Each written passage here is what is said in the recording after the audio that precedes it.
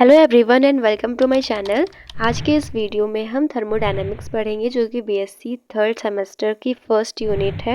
So let's start without wasting your time.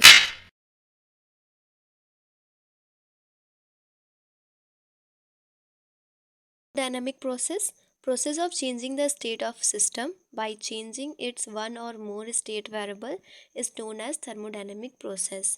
वो process जिसमें हम किसी भी सिस्टम की स्टेट को चेंज करते हैं, किससे?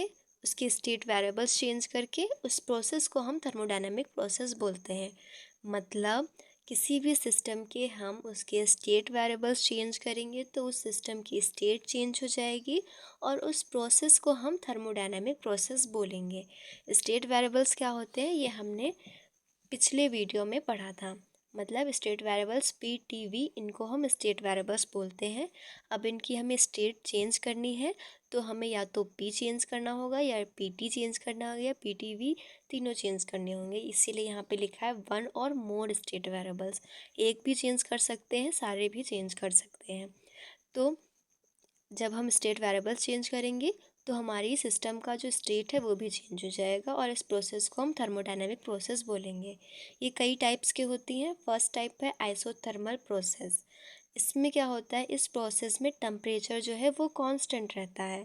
देखिए यहाँ पे P चेंज हो रहा है, V चेंज हो रहा है, P1 से P2 V2 चेंज हो गया, लेकिन टेम्परेचर चेंज नहीं हो रहा है। इसीलिए ये आइसोथर्मल प्रोसेस है। अब इसकी डेफिनेशन में हम क्या लिखेंगे? Those physical changes during which temperature of the system remain constant। वो फिज़िकल चेंज जहाँ पर टेम्परेचर सिस्टम का कांस्टेंट रहे उसको हम आइसोथर्मल प्रोसेस बोलते हैं। इसी तरह जितनी भी प्रोसेस है उनकी डिफिनेशन सेम रहेगी, बस जो स्टेट वेरिएबल है वो चेंज होगा। मतलब जैसे कि ये सेकेंड जो प्रोसेस है वो आइसोबैरिक प्रोसेस है।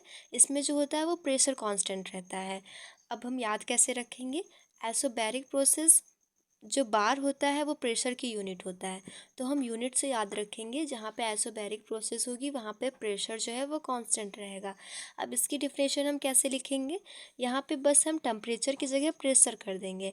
जैसे those physical changes during which pressure of the system remain constant is called isobaric process.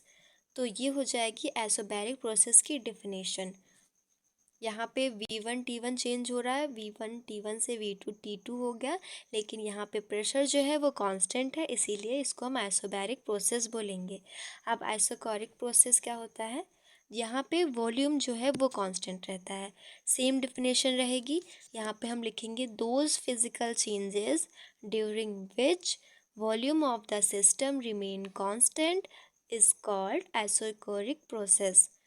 यहाँ पे P1 T1 चेंज हो रहा है पर V जो है वो कांस्टेंट है, तो ये आइसोकोरिक प्रोसेस हो गई। डेफिनेशन हम सेम ऐसे लिखेंगे, बस यहाँ पे टेम्परेचर की जगह वॉल्यूम कर देंगे। नेक्स्ट प्रोसेस है एडियाबैटिक प्रोसेस। इसमें क्या होता है, हीट का जो ट्रांसफ़र होता है वो ज़ीरो होता है। मतलब इसकी डिफिनेशन जो है वो थोड़ा अलग लिखी जाएगी इस तरह से, those physical changes in which neither heat is given to the system nor it is taken out, that is heat remain constant, is called adiabatic process।